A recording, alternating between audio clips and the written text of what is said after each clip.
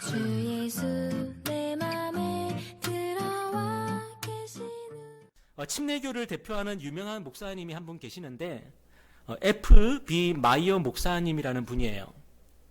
이 목사님은 탁월한 설교가이기도 하고요. 그리고 전도자로 유명한 분입니다. 그런데 이분이 이런 말씀을 하셨어요. 나의 인생을 새롭게 시작할 수 있다면 다른 사람들을 격려하는데 많은 시간을 사용하겠다. 많은 사람들이 지나온 세월을 아까워합니다. 내가 젊을 때 왜 그렇게 살아보지 못했을까? 내가 조금이라도 더 젊었을 때에, 어렸을 때에 내가 이렇게 살았으면 얼마나 좋을까? 그런 아쉬움을 가지고 살아갑니다. 그런데 대부분 그 아쉬움은 어떤 아쉬움입니까?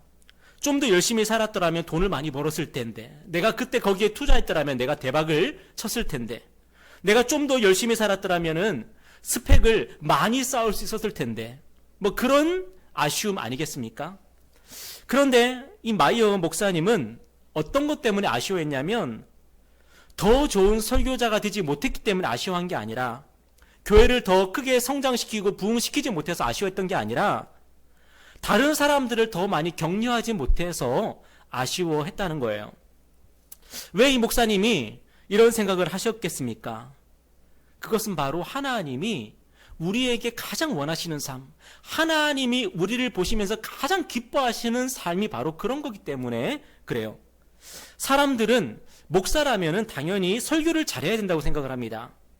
그리고 목사라면 교회를 크게 부흥시켜야 된다고 생각합니다. 그래서 목사님들은 내가 조금만 더 열심히 공부하고 책을 많이 읽었더라면 나는 설교를 더 잘했을 텐데, 내가 조금만 더 목회를 열심히 했다면 교회를 크게 부흥시켰을 텐데, 그런 것 가지고 아쉬워할 수가 있죠. 그런데 하나님이 우리에게 가장 원하시는 것, 하나님이 우리를 향해서 가장 기뻐하시는 게 뭘까? 우리가 우리 옆에 있는 한 사람 한 사람을 격려하고 그들을 위로하고 그들을 다시 일으켜 세워주는, 바로 그것을 하나님께서 가장 기뻐하신다는 거예요. 이것은 목사님들에게만 해당되는 일이 아니라 우리 모두에게 다 해당되는 그런 일이에요. 이제 2020년이 끝났습니다. 그리고 2021년이 되었습니다. 하나님이 새로운 한 해를 맞이하는 저와 여러분에게 가장 바라시는 게 무엇입니까? 우리의 재산을 늘리는 것이 아니고요. 우리가 더 좋은 직장에 취직하는 것도 아니고요. 우리가 열심히 운동을 해서 살을 빼는 것도 아니고요. 물론 이런 일들이 중요하지 않다는 게 아닙니다. 참 중요한 일이고 의미가 있는 일들이겠지만, 그럼에도 불구하고 하나님께서 저와 여러분에게 가장 원하시는 일이 뭐냐라고 물어본다면, 바로 지금 내 옆에 있는 사람 위로해 주는 거, 격려해 주는 거, 그리고 누군가가 눈물을 흘리면은 손수건을 찾아서 그 손수건을 건네주는 거. 하나님께서 우리에게 원하시는 게 바로 그러한 일들이라는 거예요. 여러분, 2021년도 우리가 거창한 계획을 세울 수도 있습니다. 큰 포부를 가지고 시작할 수도 있습니다. 그렇지만 우리 안에 정말로 하나님께서 원하시는 것이 무엇일까 하는 그런 물음을 가지고 또 거기에 초점을 두고 우리가 하루하루 우리가 살아갈 때예요, 바로 그때 우리 옆에 있는 사람이 보일 것입니다. 내 옆에 있는 사람이 보일 겁니다. 내 주위에 있는 사람들이 보일 겁니다. 내 형제들 가운데, 내 이웃들 가운데 힘들어하고 외로워하고 가슴 아파하는 사람들이 보일 겁니다.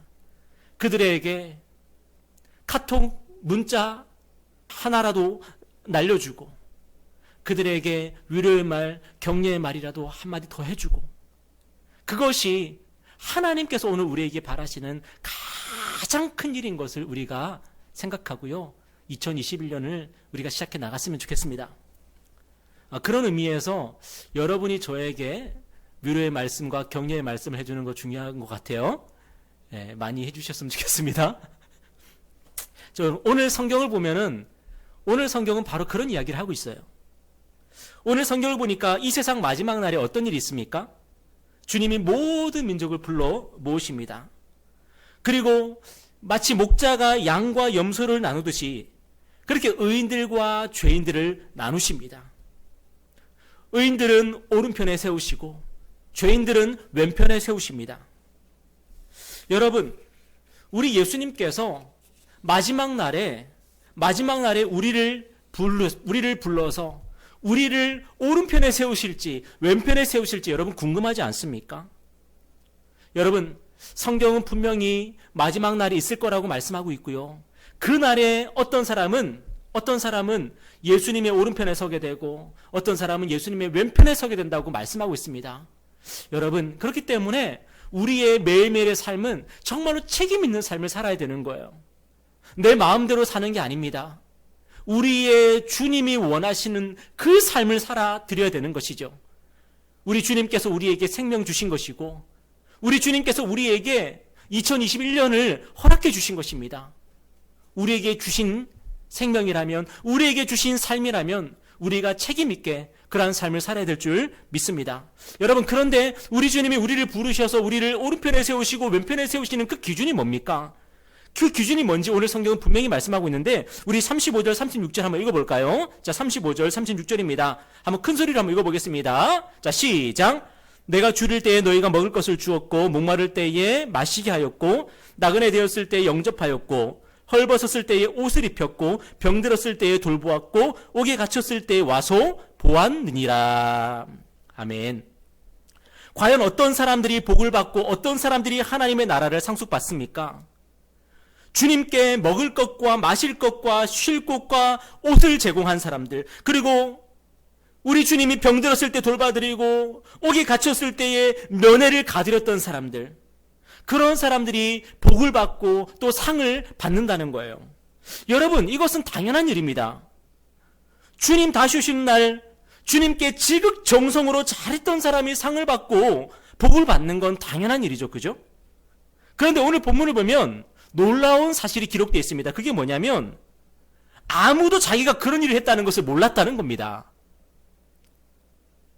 주님이 그들에게 복을 주시고 하나님의 나라를 상으로 주십니다. 그런데 그때 그들이 뭐라고 대답을 했다는 거예요? 주님, 제가 언제 그랬습니까? 주님, 제가 언제 주님께 먹을 걸 드렸고 마실 걸 드렸습니까? 제가 언제 면회를 갔습니까? 그들이 그렇게 대답을 했다는 거예요. 여러분, 왜 그렇습니까? 이 사람들이 뭘 했죠? 이 사람들이요, 주님께 뭘 한 게 아니었어요. 주님이 배고파 그러니까 음식을 막 가져온 것도 아니었고요. 주님이 추워 그러니까 옷 입으세요 하면서 옷을 드린 것도 아니었어요. 그들은 주님께 아무것도 하지 않았어요. 그런데 왜 주님은 그들이 주님께 먹을 것을 주었고 마실 것을 주었다고 그렇게 말씀하십니까? 오늘 40절에 보니까 우리 주님이 이렇게 말씀하십니다. 임금이 대답하여 이르시되 내가 진실로 너희에게 이르노니 너희가 여기 내 형제 중 지극히 작은 자 하나에게 한 것이 곧 내게 한 것이니라. 사람들은 주님께 뭘 해드린 게 없습니다. 그들이 한 일이라면 단지 지극히 작은 자를 돌보고 섬긴 겁니다. 그런데 주님이 뭐라고 말씀하셨어요? 그들에게 한 것이 내게 한 것이다 라고 말씀하셨어요. 여러분, 이 사람들은요, 대단한 일 한 거 아니에요. 정말로 작은 일 한 거예요. 정말로 아무것도 아는 일 한 거예요. 여러분, 우리가 대통령을 위해서 요리를 한다. 그러면은 얼마나 대단한 일입니까? 그죠? 막 동네방네 전화 돌리면서 이번에 대통령이 우리 집에 오는데 내가 대통령한테 내가 요리를 해 대접해야 되는데 나 뭐 하면 좋을까? 여러분, 난리 법석을 떨지 않겠습니까? 그런데요, 여러분 집에 남편을 위해서 요리하는 거 대단한 일입니까? 물론 대단하다고 생각하는 분도 계실 줄 믿습니다. 그런데 남편을 위해서 요리하는 거 대단한 일입니까? 아내를 위해서 요리하는 거 대단한 일입니까? 우리 집 아이들을 위해서 요리하는 거 대단한 일입니까? 별로 대단한 일 아니잖아요. 그죠? 너무나도 일상적인 일이고 평범한 일이잖아요. 내가 그거 한다고 사람들이 아무도 안 알아줍니다. 그런데 나는 그저 그런 일들을 했을 뿐인데 우리 주님이 뭐라고 말씀하셔요? 너 나에게 참 맛있는 음식 해줬더라. 너 나를 위해서 참 많이 수고했다. 나 너 때문에 감동했어. 나 너 때문에 너무 기분이 좋았어. 우리가 뭐라고 대답할까요? 주님, 제가 언제 주님께 요리를 해드렸어요? 제가 언제 주님께 좋은 옷을 입혀드렸어요? 저 주님한테 그거 한 적 없는데요. 네 남편에게 한 것이, 네 아내에게 한 것이, 네 어린 자녀들에게 한 것이 바로 나한테 한 거야. 여러분, 우리 주님 그렇게 말씀하실 줄 믿습니다. 때문에 지금 내 옆에 있는 사람, 내 옆에 있는 사람에게 하는 것 아무것도 아닌 일 같지만 이 일이 주님을 섬기는 일인 줄 믿습니다. 여러분, 성경이 뭐라고 말씀하고 있어요? 우리가 사람에게 하듯 하지 말고 주께 하듯 하라 말씀하고 있습니다. 여러분 옆에 있는 분 한번 바라보세요. 그리고 여러분 마음으로 이렇게 한번 생각해 보세요. 아, 주님이 여기 계시는구나. 내 주님이 여기 계시는구나. 사람들은 열심히 신앙생활해서 하나님께 잘 보이려고 합니다. 하나님께 잘 보이면 복을 받고요, 상을 받을 수가 있기 때문에 열심히 신앙생활 하죠. 그런데 하나님께 잘 보이기 위해서 한다는 게 뭡니까? 교회를 부흥시키고 성전을 건축하고 예배를 꼬박꼬박 참석하고 헌금을 꼬박꼬박 내고 혹 식당 봉사나 차량 봉사 있으면은 빼먹지 않고 열심히 합니다. 여러분, 참으로 훌륭한 일입니다. 저는 우리 모두가 이런 일에 열심을 품었으면 좋겠습니다. 여러분, 은혜를 따라 살아간다는 것은요, 결코 게으르게 살아가는 거 아닙니다. 나태하게 살아가는 거 아닙니다. 하나님의 은혜는 우리 안에서 열심을 품게 합니다. 결코 우리를 게으르게 만들고 나태하게 만드는 건요, 하나님의 은혜가 하는 일이 아닙니다. 여러분, 그런데 중요한 게 뭐냐면 핵심은 그게 아니라는 거죠. 하나님이 우리에게 원하시는 핵심은 그게 아니라는 거예요. 우리가 어떻게 하면 하나님을 기쁘시게 할 수 있습니까? 바로 지극히 작은 자를 돌보고 섬기는 겁니다. 여러분은 교회를 생각하면 무엇이 떠오르십니까? 저는 행사가 떠올라요. 행사가. 저의 지난 세월 동안 제가 신앙생활하면서, 제가 교회를 다니면서, 제가 교회를 섬기면서 했던 일이 뭔가 생각을 하면은 행사를 계획하고 행사를 진행하고 행사에 참여했던 것, 그게 떠올라요. 저는 어릴 때부터 교회를 열심히 다녔습니다. 교회를 다니면서 행사 준비하는데 바빴고요. 그 행사를 치르고 나면은 또 언제 행사 있지? 뭐 2달 있다가 3달 있다가 또 행사 있어요. 그러면 그거 또 준비하고, 그거 계획하고 준비하고 또 하고, 치르고 나면 또 언제 행사 있지? 이것이 저의 교회 생활이었고 저의 신앙 생활이었던 것 같아요. 며칠 전이 성탄절 아니었습니까? 여러분, 성탄절 하면 생각나는 게 뭡니까? 춤추고 노래하고 연극하고 하는 게 생각나지 않습니까? 저는 교회를 참 열심히 다니는 사람 중에 하나인데, 교회 행사를 열심히 준비하고 교회 행사에 열심히 참여한 것들은 생각이 납니다. 하지만 지극히 작은 자를 돌보고 지극히 작은 자를 섬겼냐라고 누군가 묻는다면 제 그 오랜 교회 생활 동안, 제 오랜 신앙생활 동안 별로 생각나는 게 없어요. 여러분, 그런데 그게 그럴 수도 있는 겁니까? 교회 생활 하다 보면, 신앙생활 하다 보면은 그럴 수도 있는 겁니까? 교회가 부흥하고 성장하고 또 교회 생활에 바쁘다 보면은 지극히 작은 자를 돌보지 못하고 섬기지 못할 수도 있는 겁니까? 지극히 작은 자를 돌보고 섬기는 것은 바쁘면 못하는 거고 안 바쁘면 할 수 있는 그런 일입니까? 결코 그런 게 아니라는 거예요. 주님이 우리를 만났을 때에, 우리가 주님 앞에 섰을 때에 주님이 우리를 판단하시고 주님이 우리를 평가하신 그 유일한 기준이 있다면 우리가 지극히 작은 자에게 어떻게 했느냐, 지극히 작은 자에게 어떻게 하며 살았느냐, 우리 주님이 그거 물으시는데 그거는 과연 선택사항이 될 수 있습니까? 이번에 성탄절 준비 때문에 내가 바쁘니까, 이 성탄절 준비하느라고 바쁘니까 나 너 밥 못 차려줘. 성탄절 준비 때문에 바쁘니까 나 너 못 도와줘. 우리가 그렇게 할 수 있는 겁니까?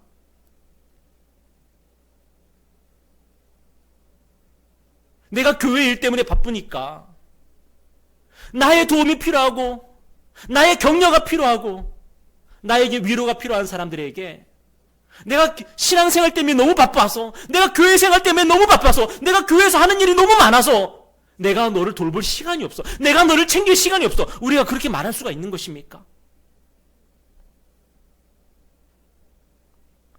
저는 요즘에 네일아트 전문점을 보면서 참 복음적인 가게다 하는 생각이 들어요.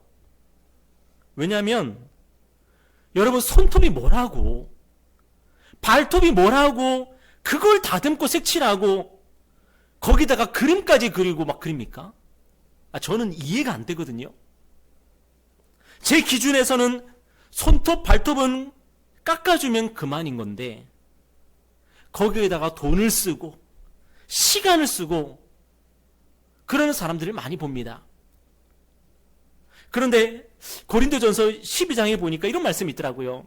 오직 하나님이 몸을 고르게 하여 부족한 지체에게 귀중함을 더하사 몸 가운데서 분쟁이 없고 오직 여러 지체가 서로 같이 돌보게 하셨느니라. 여러분, 우리 하나님은 어떤 분이십니까? 우리 몸에서 가장 부족한 부분에 귀중함을 더하시는 분이라는 거예요. 우리 몸에서 어디가 가장 빨리 때가 낍니까? 손톱, 발톱 아닙니까? 그래서 우리가 거기에 귀중함을 더해주는 것은요, 성경에 보니까 굉장히 성경적인 일이더라고요. 저는 우리 교회가 네일아트 전문점 같은 그런 교회가 되었으면 좋겠어요. 우리 교회는 손톱, 발톱을 귀중히 여기는 그런 교회가 되었으면 좋겠어요. 늘 찌질하게 살던 사람이 갑자기 얼굴빛이 좋아져요? 왜 그런가 보니까 목동 참교회를 다니기 시작했어. 세상에서는 늘 찌질인데, 세상에서는 아무도 안 알아주는데 목동 참교회만 가면은 알아주고 귀하게 여겨주고 챙겨주고. 여러분, 우리 교회가 그런 교회가 되었으면 좋겠습니다.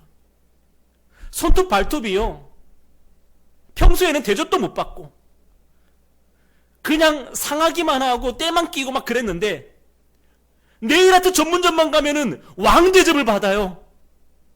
손톱, 발톱이 얼마나 가고 싶겠어, 네일아트 전문점에. 여러분, 우리 교회가 그런 교회가 되었으면 좋겠어요.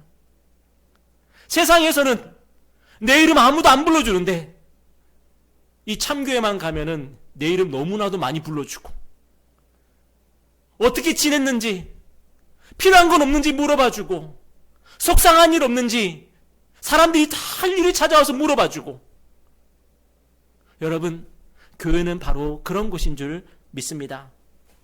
오늘 아침에 모르는 번호로 전화가 왔습니다. 받을까 말까 잠시 갈등을 했죠. 여러분도 그렇지 않습니까? 그러다가 혹시 택배 기사님일까봐 전화를 받았습니다. 알고 봤더니 우리 교회에서 차로 5분 정도 떨어져 있는 아주 큰 교회에서, 아주 큰 교회예요, 그 아주 큰 교회 행정 목사님이 저한테 전화를 하셨더라고요. 그분이 인터넷으로 우리 교회 블로그를 찾아서 저한테 전화를 했습니다. 그 큰 교회 행정 목사님이 왜 저한테 전화를 했을까 궁금했는데 알고 보니까 그 큰 교회 담임 목사님이 기도 중에 코로나19로 인해서 어려운 교회를 도와야 되겠다는 그런 마음이 들었대요. 하나님께 그런 마음을 받았다 그러더라고요. 여러분, 이 세상에 우리 교회를 아는 사람이 몇 명이나 되겠습니까? 여기 목동에서도 우리 교회를 아는 사람은 별로 없습니다. 만약에 우리 교회가 내일 당장 없어진다 그래도 신경 쓸 사람 별로 없습니다. 그런데 그 큰 교회가 이런 작은 교회를 돌보고 섬겨준다니까 참 감사하는 마음이 들더라고요. 그런데 저는 우리 교회가 바로 그런 교회가 되었으면 좋겠습니다. 작은 교회니까 섬김만 받고, 작은 교회니까 돌봄만 받는 것이 아니라 큰 교회든 작은 교회든 간에 우리는 교회니까 지극히 작은 자를 돌보고 섬기는 그런 교회다운 교회가 되었으면 좋겠습니다.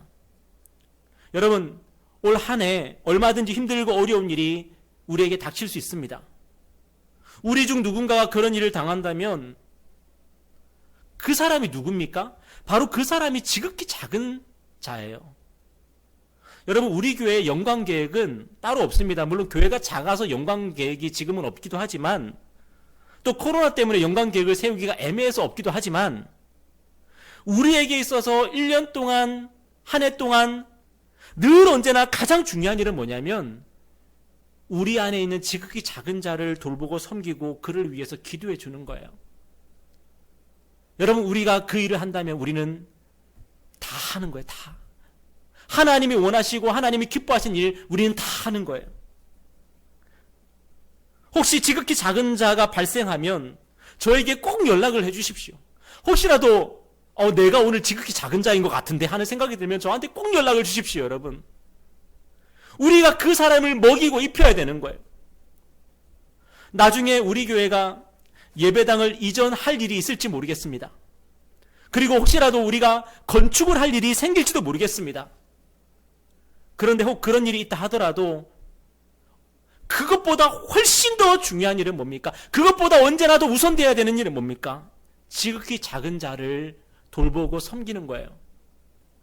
큰 예배당을 건축하는 것을 싫어할 목사가 어디 있겠습니까? 그것은 인간적으로, 세상적으로 보면은 목회자들의 영광이에요. 누구나 의리의리한 예배당에서 목회하고 싶고 설교하고 싶어요. 저도 마찬가지예요. 그런데 우리 주님은 무엇에 기뻐하시고 무엇에 감동하십니까? 큰 교회당을 건축하는 것을 보면서 기뻐하시고 감동하시는 것이 아니라 지극히 작은 자가 돌봄을 받을 때에, 지극히 작은 자가 교회를 통해서 위로를 받을 때에 그때 하나님이 기뻐서 눈물을 흘리시는 거죠. 여러분, 우리가 왜 지극히 작은 자를 돌보며 섬겨야 됩니까?